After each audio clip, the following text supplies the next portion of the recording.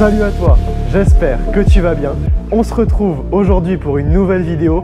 Alors aujourd'hui on se retrouve avec une Audi pour le premier essai de 2023.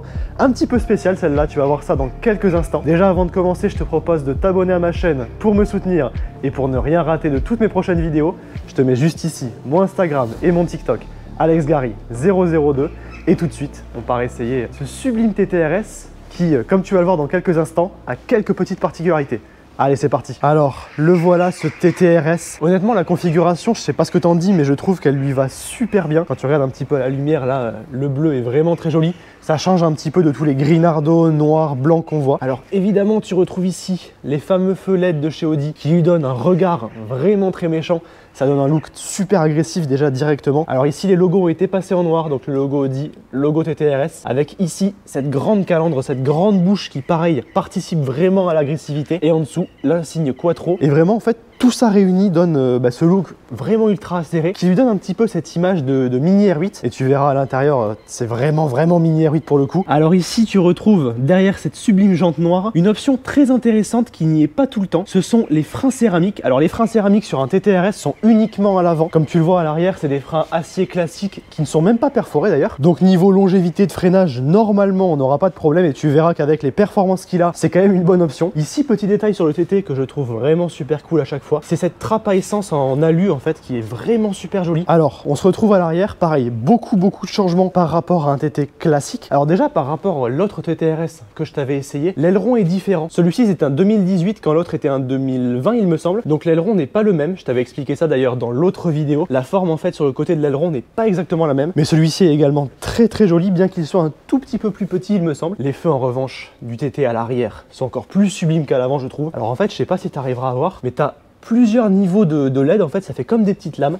Avec la dernière badge TT et Audi, tu as également une bande LED qui court juste ici. À l'arrière également, le logo Audi noir, le logo TTRS noir. Alors tu retrouves ici ce diffuseur noir qui encore une fois participe à ce look vraiment très agressif. Mais également cette ligne, alors c'est la ligne Audi d'origine qui a été un petit peu modifiée. De base c'est déjà la ligne Audi Sport, donc tu retrouves le bouton à l'intérieur de l'habitacle. Celle-ci a été décata en revanche, donc tu verras le son est vraiment très différent du TT que je t'ai essayé. Il y a également les deux intermédiaires qui ont été enlevés. Donc ça fait des pop and bang de folie et puis la sonorité dans les tours est vraiment très différente. Allez c'est parti, on passe maintenant à la partie intérieure. Donc tu vas voir l'intérieur, vraiment c'est une partie que j'adore sur un TTRS. Alors déjà tu es accueilli ici par ce petit sigle Audi Sport en lumière sur le sol. Ici le seuil de porte TTRS. Alors avant de monter je te montre ces sièges donc que tu connais de l'autre TTRS qui sont vraiment très jolis. Donc ces sièges un petit peu baquets avec ce retour sur le côté qui donne un petit look sympa. Les surpiqûres, le badge RS au centre et également ce nid d'abeille surpiqué de rouge. Alors détail que j'adore sur le TTRS, c'est ce volant qui est le même volant que la R8 quasiment. Alors tu retrouves du coup devant toi ce volant.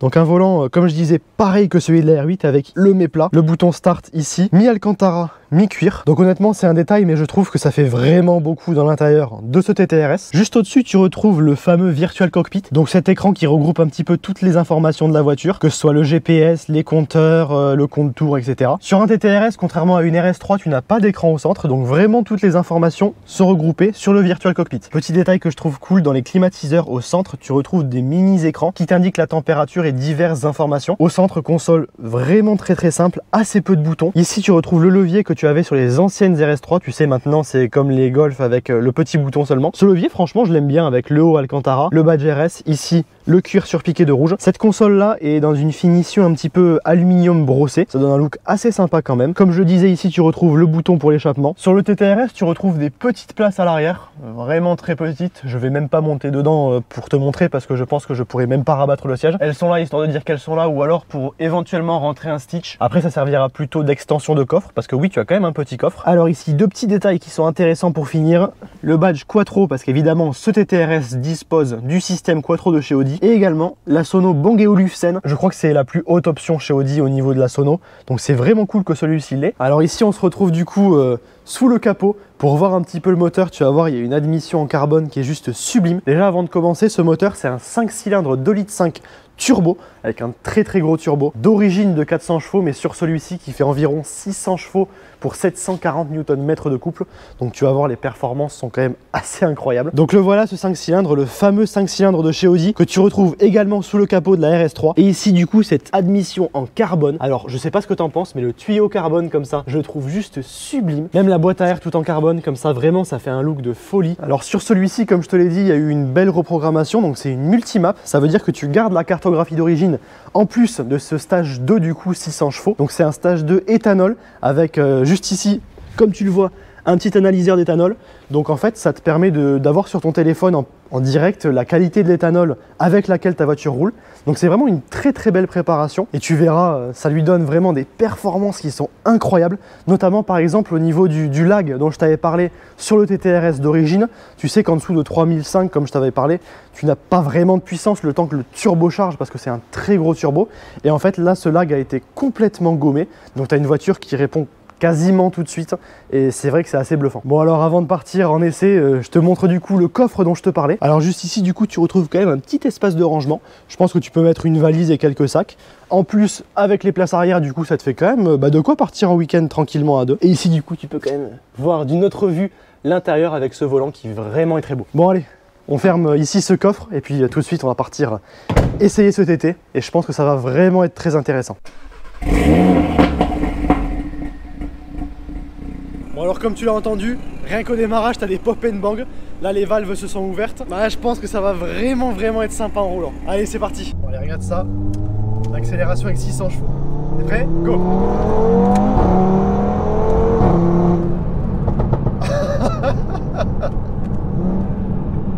C'est stupide. C'est stupide. Ah, franchement, non, c'est bluffant. Ça n'a littéralement rien à voir avec le TT d'origine. C'est le jour et la nuit, trop d'origine. Voilà, en plus tu sens le quattro quand même. T'as le châssis, t'as un bon châssis dessus. Hein. T'as quand même un très bon châssis. Mais les céramiques ils ont du mordant par contre. Prêt?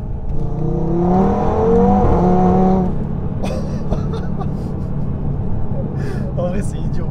T'arrives à t'y faire à l'accélération à force? Ouais, je m'y suis fait. Ouais. Même des fois je trouve que c'est plus assez puissant. Ouais. Ah, j'imagine, on se fait à tout. Hein, mais... trop habitué.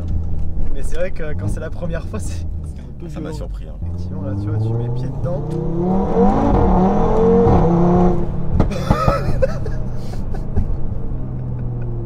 C'est idiot. 3, 2, 1, let's go.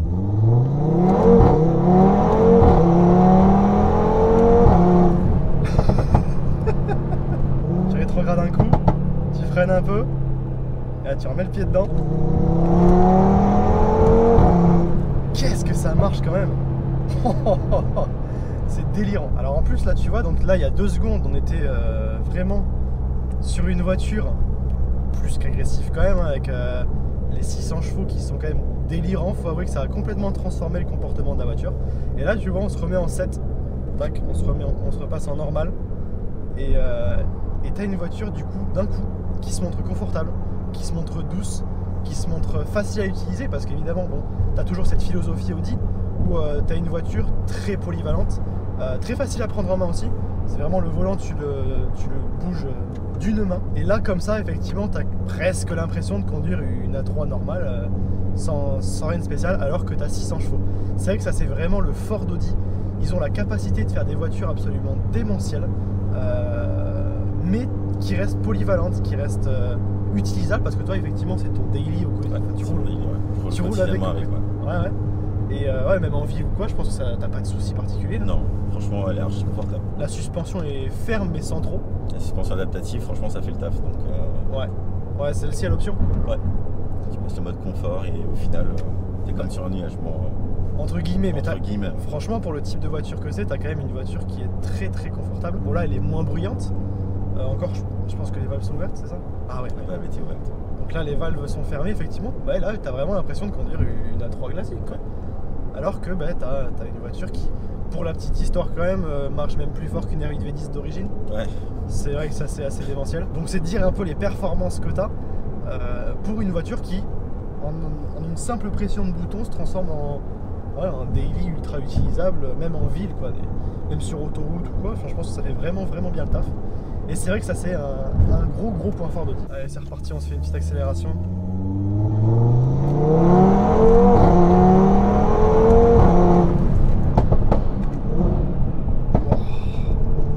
Non, en vrai c'est... Je pense qu'à force tu t'y fais, mais c'est dur de s'y faire quand même. Hein. Et là t'as un... Ah, tu le sens, t'as un châssis de fou. Alors tu sens qu'elle veut jouer un petit peu quand même. Elle est joueuse un peu. Ouais, mais malgré tout t'as une voiture qui est ultra saine et ultra sécurisante. C'est pas comme une propu où vraiment tu vas te sentir... tu vas te dire est-ce que c'est bon, est-ce que c'est pas bon. Là tu sens qu'elle joue un petit peu, mais malgré tout ça reste safe. Ouais, tu sais que le Quattro, si jamais en théorie il sera là pour t'aider. Alors comme tu le vois devant moi du coup, déjà ce volant franchement je l'adore. Alors devant moi du coup tu retrouves le Virtual Cockpit. Là tu retrouves plein d'informations, donc au centre le compte tour et le compteur, avec ton rapport engagé, le petit rappel TTRS quand même, au cas où tu aies oublié ce que tu avais acheté. Tu retrouves alors deux informations qui sont vraiment très intéressantes. Donc tu as un accéléromètre ici, donc ça te montre en fait les jets latéraux d'accélération et de freinage. Donc ça c'est vraiment cool, je te montrerai quand on fera des virages et quand je referai une petite accélération. Et ici, tu as la puissance et le couple. Donc c'est ton pourcentage en fait d'utilisation de ta puissance et de ton couple. Donc par exemple, tu vois là, si je freine un petit peu, que je rétrograde, tac, là je vais accélérer et tu vas voir les deux courbes, elles vont vraiment passer, alors peut-être à 100% on verra. Et l'accéléromètre également va bouger, regarde. Donc là regarde, je vais te remontrer un petit coup. Après regarde devant. Non, par contre c'est fulgurant l'accélération. Alors un truc dont on n'a pas parlé, niveau conso, c'est comment à peu près? Ça consomme pas mal. Ouais. Surtout avec l'éthanol. Ouais, je suis vers les 23 litres au 100 le plus souvent. Ok. En conduite énervée, à peu près dynamique. Ouais, ok. Conduite énervée, ça monte un peu plus, quoi. Ouais, ok. Après l'éthanol, déjà tu prends 20%. Ouais. Mais c'est vrai que 23 litres, ça commence à faire quand même. En même temps, pour 600 chevaux, en même temps, t'as les performances de supercar, donc bon, t'as une conso de supercar. Et après, si tu restes calme, par exemple sur autoroute, en trajet normal Trajet normal, en conduisant normalement, je crois que j'ai déjà fait du 9-10. Ah, ok. Bon, litres au 100. Si tu restes calme, en vrai, ça reste correct. Calme, 130, ouais. 120. Ouais, 9-10. Sans trop faire d'accel, 9 litres. 9-10, c'est correct, toi. Effectivement, bon, 23, ça commence à faire. Ouais. La boîte, elle répond bien aussi. Hein. Il y a une reproque de boîte. Il y a une reproque de boîte, c'est ce que j'allais te demander. C'est vrai qu'elle elle répond vraiment très bien. Et le pop and bonk, c'est bien parce que c'est pas tombé dans l'abus. Alors je demandais juste un léger pop. Ouais. Pas trop forcé. Ouais, parce qu'après ça fait un peu trop tuning, je trouve. Enfin, ouais. J'aime pas trop. La mitraillette, tout ça, c'est pas. Ouais. Là, c'est juste suggestif comme il faut, c'est sympa, mais sans être trop. Après, pour l'insertion, normalement, ça va être assez dynamique.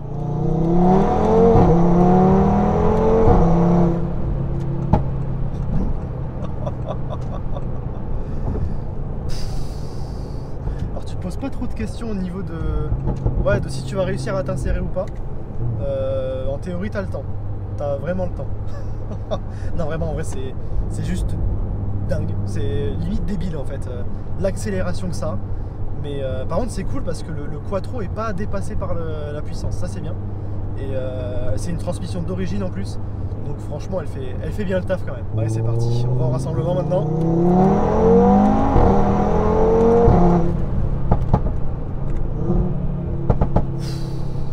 Bon, là, j'ai monté, je crois, à 6005. Ah, déjà, c'est assez dingue. Hein. L'accélération que tu as. Alors, ouais, effectivement, elle n'est pas si basse. T'as pas de lift dessus? Non. Mais c'est vrai qu'elle n'est pas si basse. Donc, tu passes quand même assez bien.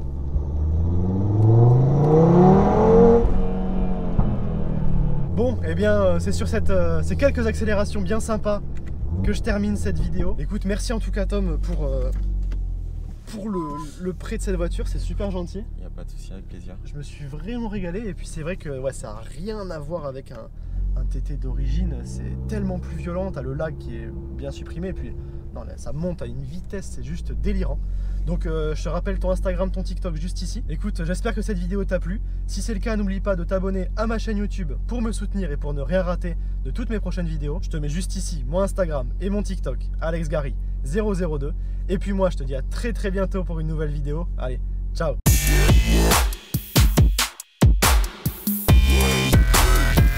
Yeah.